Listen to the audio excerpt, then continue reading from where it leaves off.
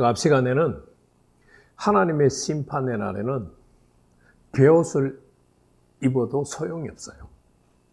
머리를 삭도로 밀어도 소용이 없어요. 평생을 애쓰며 모았던 은과 금도 아무 소용이 없어요.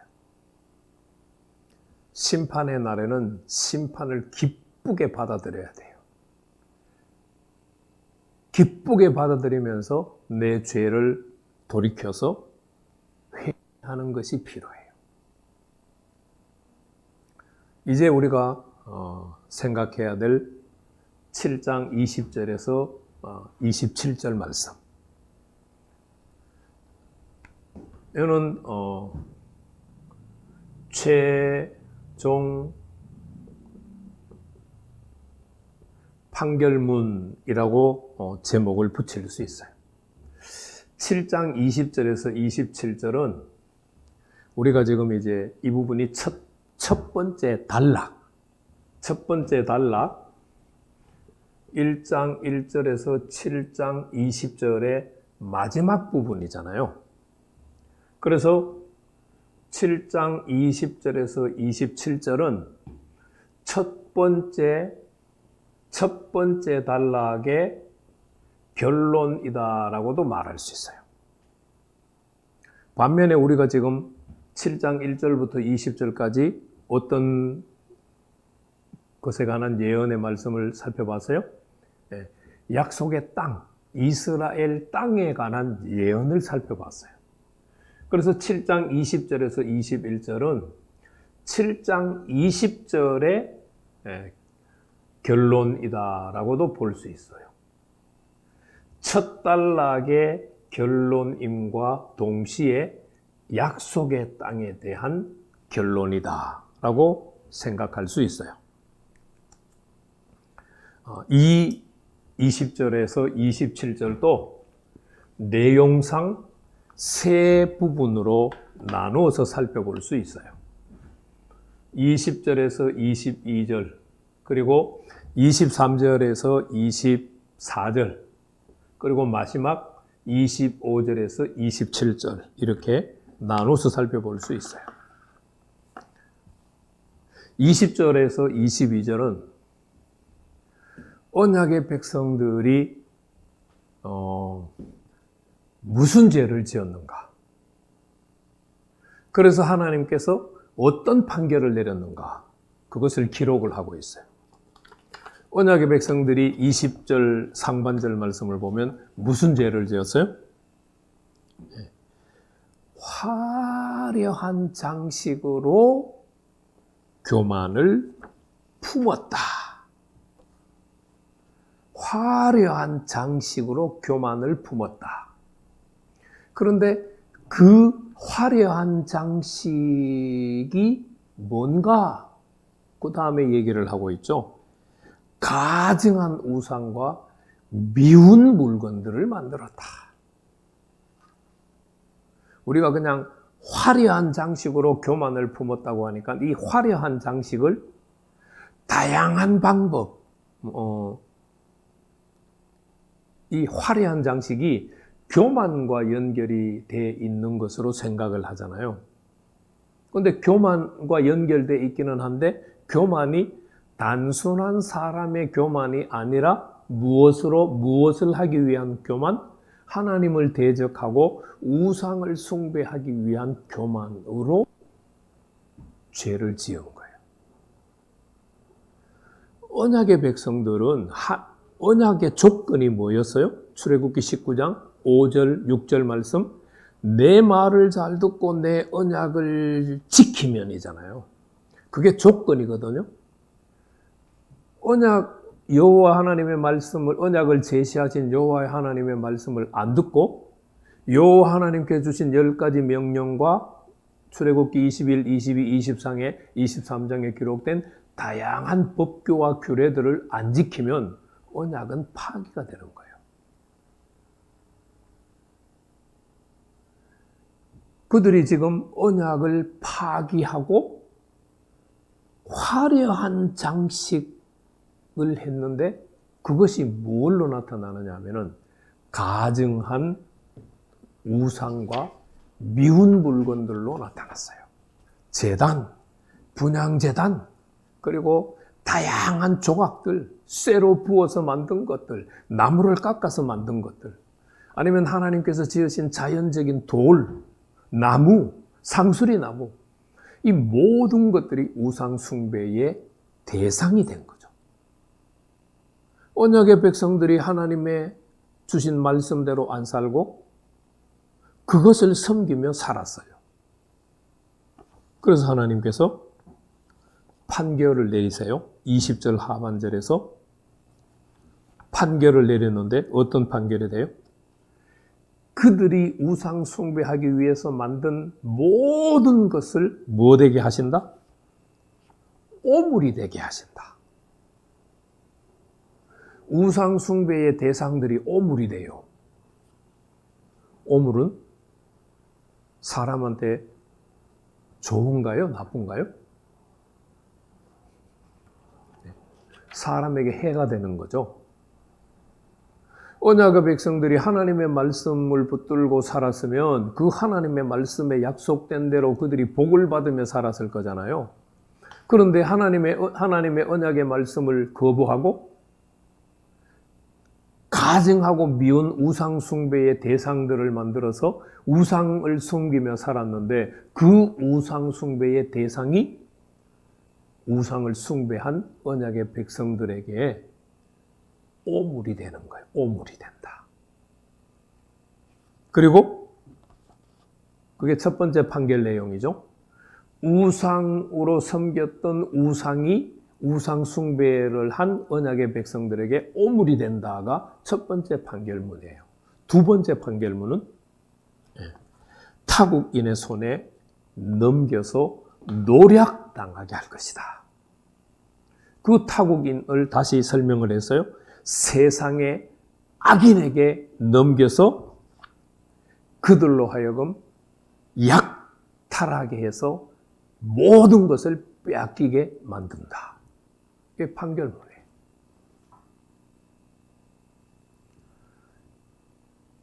언약의 백성들은 하나님을 경배하고 하나님을 섬기지 않고 우상을 만들어서 우상을 섬겼어요. 그게 죄악의 내용이에요. 그 죄악의 내용에 대해서 판결을 내렸는데 두 가지로. 그 우상 숭배의 대상들이 우상 숭배를 한 언약의 백성들에게 오물이 되고, 다른 한 가지는 타국인을 세워서, 그러니까 악한 자들을 세워서 모든 것을 약탈당하게 하는 거예요.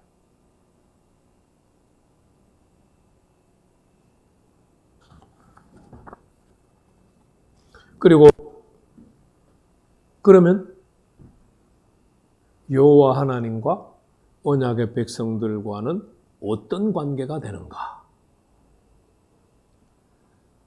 여호와 하나님께서 언약의 백성들에게서 얼굴을 돌린다. 관계가 끊어진다라는 얘기예요. 당연하죠. 출애굽기 19장 5절 6절에서 하나님께서 내 말을 잘 듣고 내 언약을 지키면이 언약 백성들에게 주신 조건이에요. 그런데 언약의 백성들이 여호와의 말씀을 안 들었고 여호와께서 주신 언약의 말씀들을 안 지켰어요. 그러니까 하나님께서 얼굴을 돌리시는 거예요. 왜 그러냐? 하나님의 처소 성전이 더럽힘을 당했어요. 언약의 백성들도 하나님의 성전을 더럽혔고 하나님께서 언약의 백성들을 심판하시는 악한 타국인들도 하나님의 성소를 더럽혀요. 여러분 이제 이게 끝나고 8장을 다음 주부터 공부를 하게 될 텐데요. 8장에 보면 에스겔이 포로로 잡혀간 바벨론의 그발 강가에 있다가 하나님의 특별한 은혜로 하나님의 환상 가운데서 예루살렘을 여행을 해요. 그 예루살렘을 여행을 해서 예루살렘 성전과 성전 안에서 일어나는 4가지 우상 숭배의 일을 보게 돼요. 8장에서.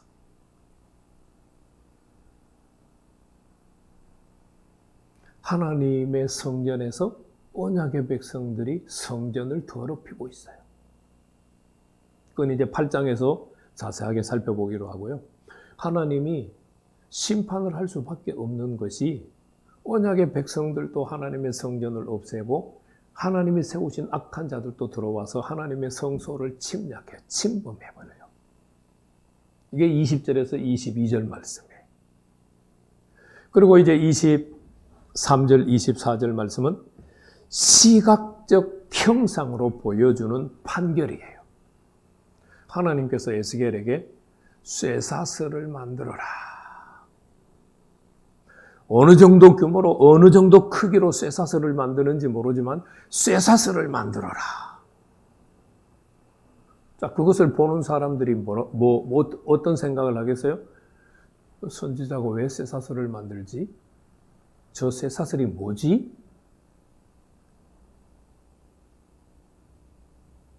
쇠사슬은 좋은 거예요? 나쁜 거예요? 물론 좋은 용도로도 쓰이고 나쁜 용도로도 쓰이죠. 그런데 지금 하나님의 심판이 선포되었으니까 쇠사슬은 당연히 나쁜 용도의 의미를 가지고 있겠죠. 부정적인 의미를 가지고 있겠죠. 그래서 그 쇠사슬은 뭐를 의미해요? 이는 23절에 보면은 피 흘리는 죄가 그 땅에 가득하오 포악이 성읍에 가득 찬 것이다. 그러니까 쇠사슬은 뭘 보여주느냐 하면은 피 흘리는 죄가 하나님 앞에 찼고 포악한 삶이 성읍에 가득 찬 것을 이미지로 형상화한 거예요.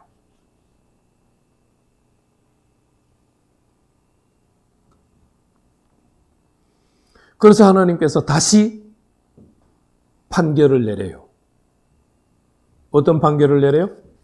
극히 24절에서 극히 악한 이방인들을 데려와서 언약의 백성들이 살던 집을 다 점령하고 언약의 백성들 중에서도 강한 자, 지도자들이겠죠. 강한 자들의 교만을 하나님이 다 꺾으신다고 말해요. 그래서 이번에는 그들 가정의 성소, 거룩한 그들의 성소, 그러니까 그들 가정의 성소도 다 짓밟아 버린다. 그러니까 20절에서 22절도 그들의 죄를 지적하고 판결문을 내리고 23절, 24절에서도 그들의 죄를 지적하고 판결문을 내려요. 그리고 이제 마지막 남은 25장에서 27장은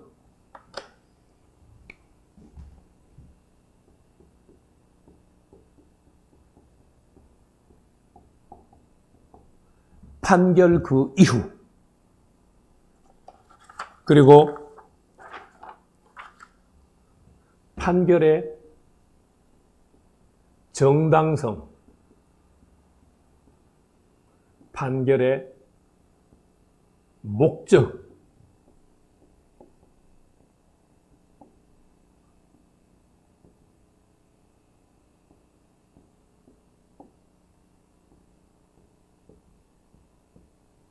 이렇게 3가지 내용으로 구성이 되어 있어요. 판결 그 이유는 어떻게 되느냐? 평강을 구해도 평강이 없어요. 평강이라고 하는 말은 하나님만이 주실 수 있는 선물이에요. 로마서 14장 17절 말씀을 보면 하나님의 나라는 먹는 것과 마시는 것이 아니요 그리스도 안에서 의와 평강과 희락이라. 평강은 하나님의 나라의 요소로서 하나님과의 관계 속에서만 얻을 수 있는 거예요. 그런데 아까 하나님께서 언약을 파기한 자들에게 판결을 했어요. 그러니까 하나님과 언약 백성의 관계가 어떻게 된다고요? 얼굴을 돌린다고 하셨잖아요.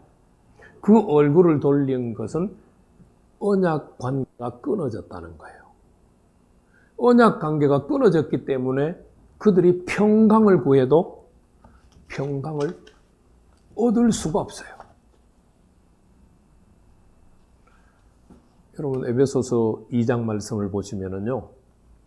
예수님께서 십자가에 죽으신 목적이 뭐예요? 아마 16절, 17절, 2장 16절, 17절쯤에 오면은요.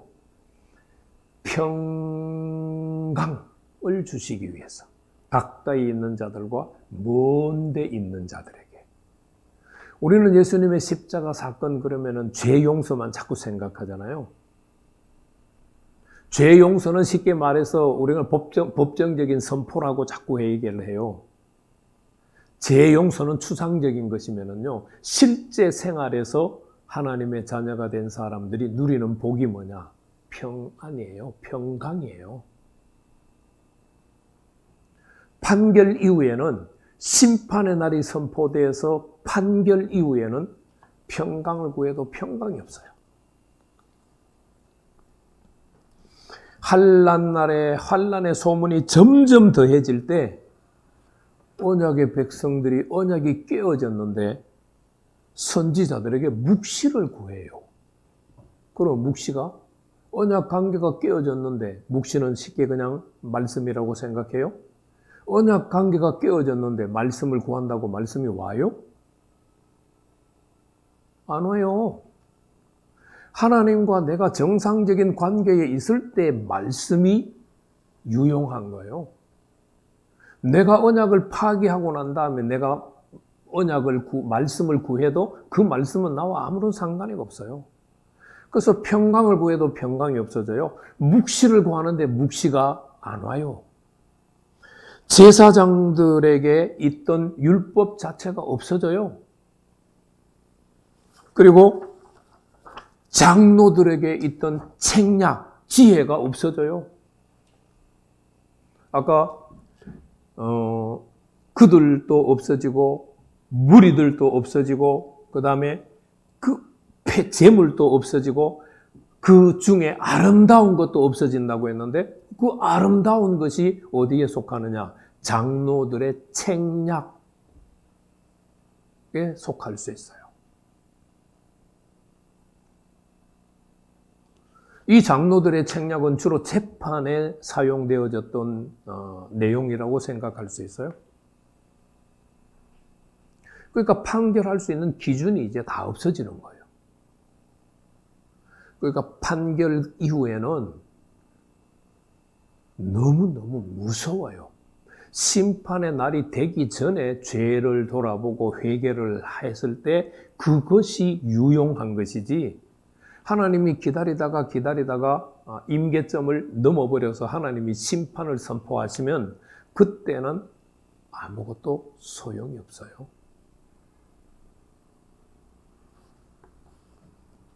뭐만 남아요?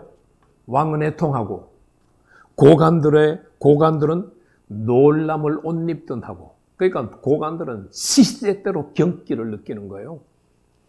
그리고 주민들의 손은 떨더라. 맥이 풀려서 그냥 아무것도 못하는 거예요. 판결 이후에는 그런 상태가 돼요.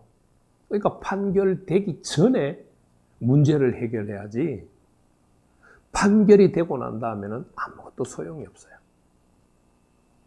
그리고 27절 중반절 말씀을 보면은 판결이 왜 정당하냐? 그 행위대로 그들에게 갚고 그 죄악대로 그들을 심판하는 거예요. 언약의 백성들이 언약을 지키지 않고 그들이 한 행위가 있어요. 그들이 행한 죄악이 있어요. 하나님은 그들이 행한 것대로, 그들의 죄악대로 판결을 하는 거예요. 그러니까 판결은 정당성을 갖는 거예요. 예수님도 우리에게 이런 말씀하셨잖아요. 너희들이 이 땅에서 예수님을 부인하면 예수님도 하나님 앞에서 우리를 부인하고 우리 말을 부인하고 우리가 이 땅에서 예수님을 말로 인정을 하면 하나님도 하나님 앞에서 우리를 인정을 해요. 그게 최종적인 판결문의 정당성이에요. 행위대로, 죄악대로 판결한 것이다. 그리고 마지막으로 그럼 이 죄악, 이 판결의 목적은 뭐냐? 여호와가 지금 이렇게 판결을 하고 재앙을 내리신 분이 여호와인 줄을 알게 하기 위해서예요. 아니 다 끝났는데 뭐 여호와인 줄을 알게 하는 게 무슨 필요하냐? 아니에요. 아직 남았어요. 그 남은 것이 산을 예언할 때 6장 8절에서 10절 말씀이에요. 포로로 잡혀가야 돼요. 심판을 받아야 돼요. 포로로 잡혀가서 뭘 해야 돼요? 자신들의 죄악인 것을 깨달아야 돼요. 하나님이 자신들을 심판하신 것을 기쁘게 받아들여야 돼요. 기쁘게 하나님의 심판을 받아들이면서 뭘 해야 돼요? 자신들의 죄악을 깨닫고 돌이켜야 돼요. 여호와 하나님께서 우리에게 언약을 주셨는데 우리가 그 언약을 어겨서 이렇게 하나님의 심판을 받았구나. 우리가 다시 이 심판을 내리신 분이 여호와시구나. 우리는 지금까지 죽은 우상들을 만들어 놓고 죽은 우상을 섬겼구나. 하나님을 대적했구나. 그것을 깨닫고 회개하고 돌아올 때에 남은 자가 되는 거예요. 신약 성경에서는 환난 속에서 끝까지 견디는 자가 구원에 참여해요. 그 말은 죄를 지었다가도 하나님의 징계를 받았다가도 회개를 하고 돌아오는 행위가 계속 이어지는 것을 말한다고 볼 수 있어요. 그 마지막이 뭐예요? 구원에 참여하게 되는 거예요. 이 에스겔서 7장 1절에서 27절은 에스겔서 48장까지 13단락 가운데 첫 번째 단락의 말씀이에요.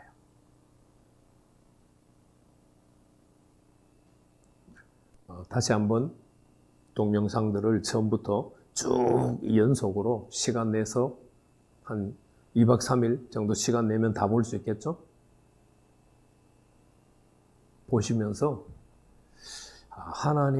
하나님과 언약 백성으로서 언약의 관계가 얼마나 중요하신가를 생각해 봐야 돼요. 하나님은 언약을 제시하시고 언약을 지킬 자들은 우리예요. 언약이 계속되고 안 되고는 언약을 받은 사람들에게 권한이 있어요. 하나님은 그것을 아무 이유도 없이 안 빼앗아가세요. 신약에서 우리가 믿음으로 하나님의 자녀가 되는 것도 마찬가지예요. 그래서 믿음은 예수님을 구원의 대상으로 믿는다, 영생을 얻는다고 할 때 믿음은 항상 진행형이에요. 과거에 한번 예수를 영접했다고 내가 하나님의 자녀다 아니에요. 항상 믿고 있어야 하나님의 자녀예요. 믿고 있다고 하는 말은 하나님의 말씀을 지키고 있는 것을 의미해요. 이것이 어떻게 보면 여러분들에게 부담이 될 수도 있어요. 그러나 그것이 부담이 되더라도 하나님의 자녀로서 살아가는 성경이 우리들에게 말하는 방법이에요. 말씀을 꽉 붙들고 항상 믿음으로 생각하고 믿음으로 판단하고 믿음으로 행동할 수 있기를 축복합니다.